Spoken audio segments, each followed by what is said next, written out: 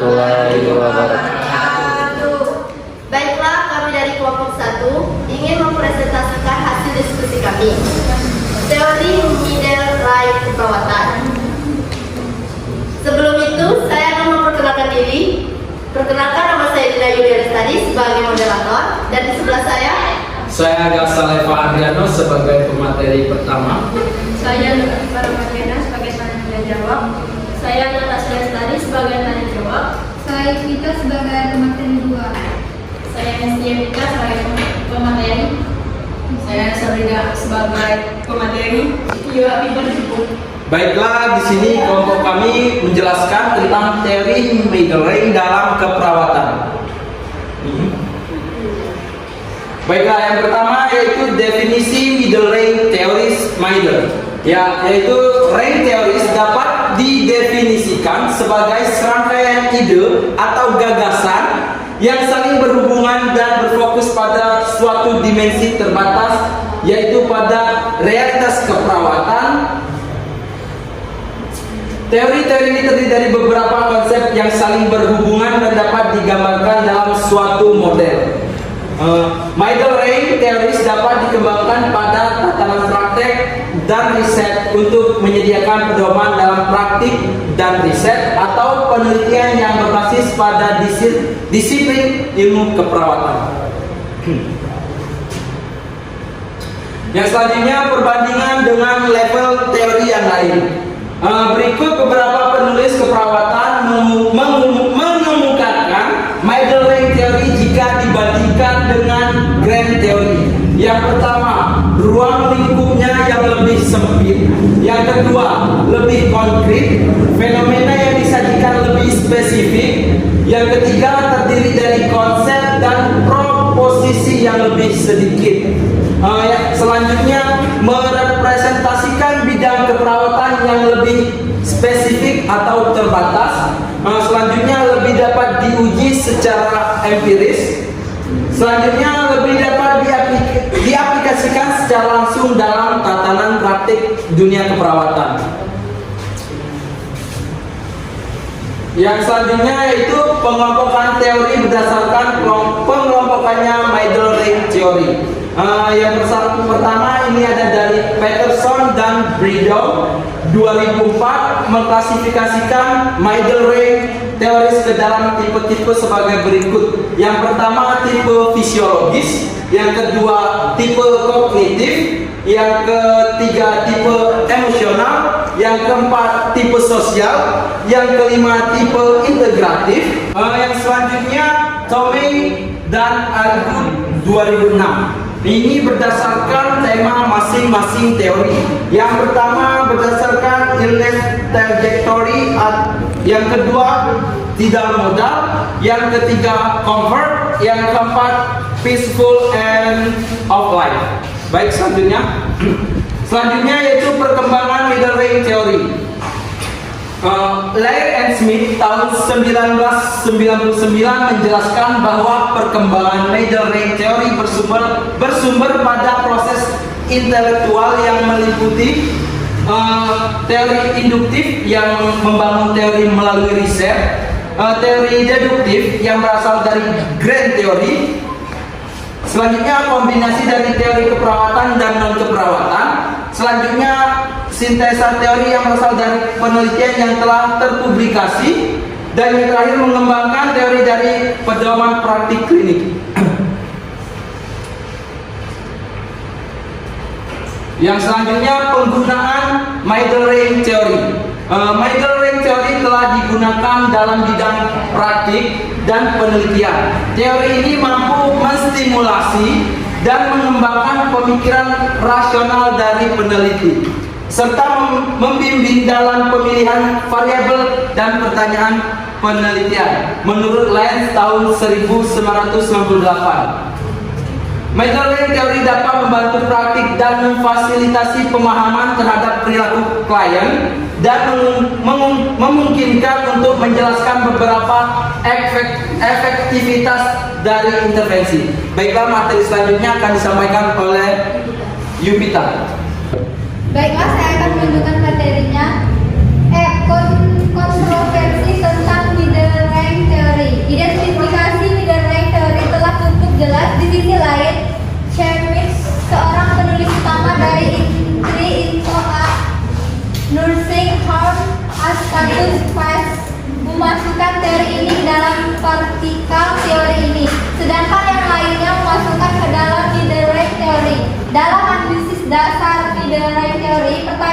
dalam middle range teori bukanlah merupakan suatu pertanyaan hitam dan putih, namun memiliki definisi yang jelas. Middle range teori mendukung nilai abstrak, tidak terlalu luas namun tidak terlalu sempit, tetapi berada pada kondisi di pertengahan untuk terlalu mencegah satu penafsiran dalam pemahaman terhadap teori. Para penemu teori harus memberikan identifikasi teori terhadap komponen konsep dalam teori tersebut. Ketidakakuratan dari middle range teori hanya salah satu dari sekian banyak kritik terhadap teori ini. Selain hal tersebut, tidak dijelaskan definisi middle range teori dalam dikritis untuk membedakan dengan grade teori karena mampu untuk diuji menggunakan ide positif atau negatif. Selanjutnya, G. Tokoh-tokoh middle range teori. 1. Ramon T. Mercer. Ramon T. Mercer mengembangkan salah satu model konseptual keperawatan yang mendasari keperawatan maternitasi, yaitu maternal role artimen decoupling order. Fokus dari teori ini adalah gambaran proses pencapaian peran ibu dan proses menjadi seorang ibu yang berbagai asumsi yang mendasari. Melalui model ini juga menjadi pedoman bagi perawat dalam melakukan pengkajian bagi bayi dan lingkungan. Digunakan untuk melakukan pengkajian, mengidentifikasi kebutuhan bayi, memberikan bantuan terhadap bayi dengan pendidikan dan dukungan, memberikan pelayanan pada bayi yang tidak mampu untuk melakukan keperawatan secara mandiri maupun berinteraksi dengan lingkungannya. 2. Catherine Kolbe mengembangkan teori kenyamanan melalui 3 jenis pemilikan logis antara lain. 1. Induksi terjadi ketika penyamaratan dibangun dari suatu kejadian yang mati secara spesifik. 2. Deduktif adalah suatu format dari pemikiran logis di mana kesimpulan spesifik berasal dari prinsip atau pendapat yang lebih umum. Proses dari yang umum yang ke spesifik. 3. Reproduksi adalah suatu format pemikiran untuk memulai ide bermanfaat untuk memiliki suatu fenomena yang dapat dikembangkan lebih lanjut dan diuji. Selanjutnya akan dibacakan oleh rekan saya. Enggak. Baiklah, saya akan melakukan materi selanjutnya. Pamela Burrett Terorisme Transcendensi. 1. Vulnerability, kesadaran seseorang akan adanya kematian. Konsep vulnerability meningkatkan kesadaran akan situasi mendekati kematian, termasuk di dalamnya adalah keadaan gawat seperti disabilitas, penyakit kronik, kelahiran, dan pengangguran. 2. Transcendensi berarti suatu gerakan melampaui apa yang telah dicapai, suatu gerakan dari kurang baik menjadi baik dan dari yang baik menjadi lebih baik. Identitas saya perasaan sehat secara menyeluruh baik fisik. Selanjutnya yang ke-6, Mary Helene Michel.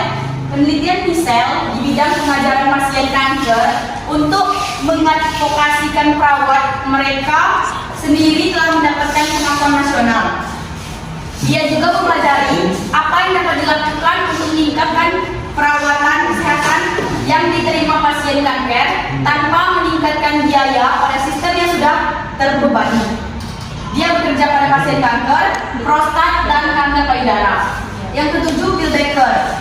Tiga model of mental health record Recovery oleh Phil Becker.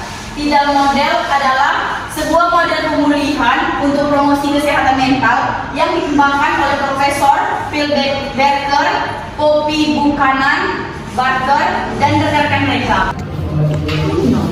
Baiklah, di sini saya akan membuka sesi tanya jawab. Bagi teman-teman yang ingin bertanya, silakan bertanya. Baik, Rio. Perkenalkan, nama saya Fernandia. Saya ingin bertanya, migraine teori memberikan manfaat apa saja bagi seorang perawat? Baik, untuk selanjutnya siapa yang ingin bertanya? Dipersilakan, Pak. Kenalkan, nama saya Raidi. Izin bertanya pada kelompok 1. Apa saja sih ciri-ciri teori middle-rank? Baiklah, terima kasih atas pertanyaannya. Di sini kami akan menjawab pertanyaan dari Fiona Amelia. Baiklah, saya akan menjawab pertanyaan dari Fiona Amelia. Middle rank teori memberikan manfaat apa saja bagi seorang perawat? Peran utama middle rank teori adalah mendefinisikan atau menghaluskan substansi, ilmu, dan praktek perawatan. Hal ini sangat penting bagi perawat, practitioner, dan perawat klinik yang secara terus-menerus membangun pengetahuan untuk disiplin perawatan. Sudah jelas? Jelas? Iya. Terima kasih. Baiklah, saya Natasha Lestari akan menjawab pertanyaan dari Roy Hidi, yaitu apa saja ciri-ciri dari teori middle rank? Yang pertama, bisa digunakan secara umum pada berbagai situasi. Yang kedua, sulit mengaplikasikan konsep ke dalam teori. Yang ketiga, tanpa indikator pengukuran. Yang keempat, masih cukup abstrak. Dan kelima, konsep dan prosesi yang terukur, insclude, dan memiliki sedikit konsep dan variabel. Baiklah, sekian presentasi dari kelompok kami. Kami akhiri. Wabillahi taufiq wal hidayah.